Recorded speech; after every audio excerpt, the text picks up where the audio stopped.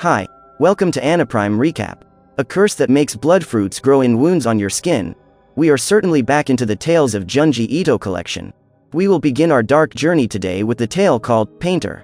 Mitsuo Mori is a successful young painter. The boy recognizes that the reason for his fame was because he found the model Nana Hori, the perfect girl for his source of inspiration. At an autograph session at his art exposition, he saw a dark-haired woman in the distance looking at his painting.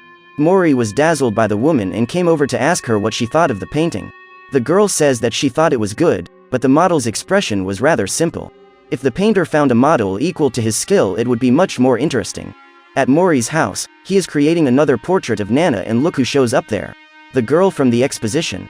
She arrives with an arrogant tone, making up a story that Mori had said he couldn't take painting Nana anymore, that he was uninspired looking at her mediocre expression. Clearly Nana got furious at Mori and left. When trying to question the girl, the boy is surprised by her offer. She wants to be the new model. Mori accepts the proposal and begins painting the mysterious girl who identifies herself as Tomie. During the process, she emphasizes that her beauty is unique and no painter has ever been able to express her perfection in a painting. She hopes Mori is the right person for this. The boy finishes the painting and shows his work to Tomie. She starts laughing in a disturbing way and says he didn't represent even 10% of her beauty.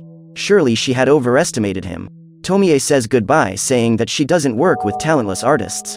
The painter is upset, and from that moment he develops a compulsion, an uncontrollable urge to paint the perfect picture of Tomie. But he ends up destroying the painting because he doesn't think it's good enough. While the painter is at a bar trying to get that out of his head, he meets a friend who commented on a sculptor named Iwata, who was a close colleague of theirs. The boy is having success with his sculptures. Apparently he found an incredible model as inspiration. When the friend shows the photo taken of the two, there she was. Tomie. He also says that the photo for some reason came out blurry and the image is indeed very sinister. Mori is speechless. That same night, he went to Iwata's house and asked the sculptor to let him see the famous sculptures that everyone has been talking about. And the man refuses. He says that Tomie will be only his. Mori stops him from closing the door and speaks with a psychopathic expression that will force his way inside. It's not possible that anyone had managed to represent Tomie's beauty. Then the painter kills Iwata, hitting him with a stone head from the sculpture. In the room ahead are dozens of Tomie's sculptures, all broken. And the girl was there too.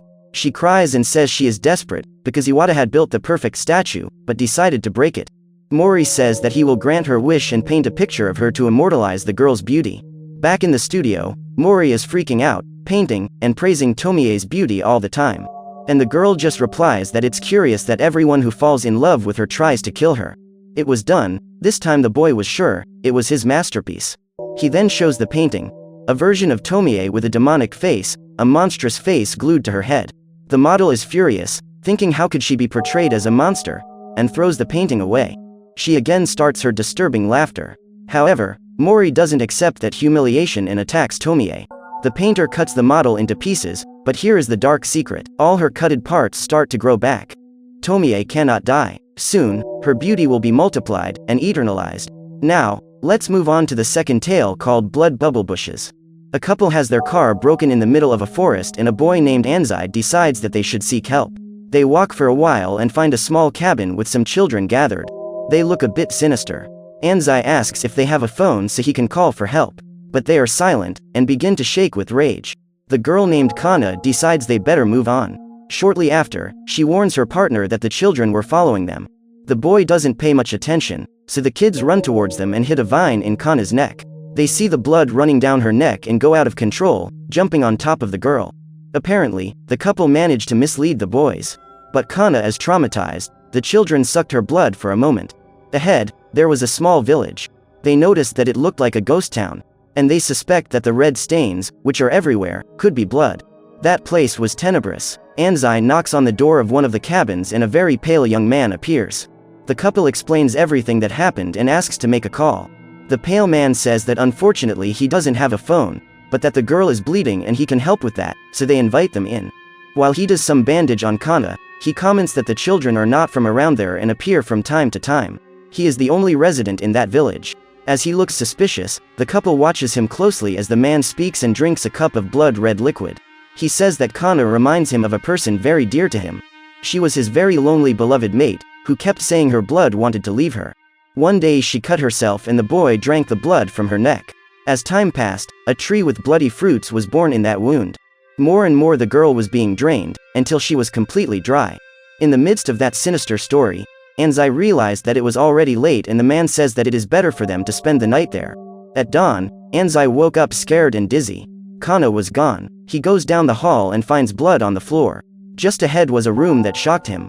Roots with pulsing blood bubbles. The pale man appears and Anzai asks him, "Where is Kana?" And the man replies that he must be dreaming as Kana was sleeping. Anzai is feeling really bad. And he hears a scary voice telling him to run away. It was the body of a man with almost no sign of life. He tells Anzai that the bizarre man of the house has used some satanic power and turned every villager into plants that bear blood fruits so he can feed. Flee soon, or you will become one of us. The boy runs back to the room and finds Kana sitting on the bed. He says they need to get out of there immediately, but is interrupted by the owner of the house.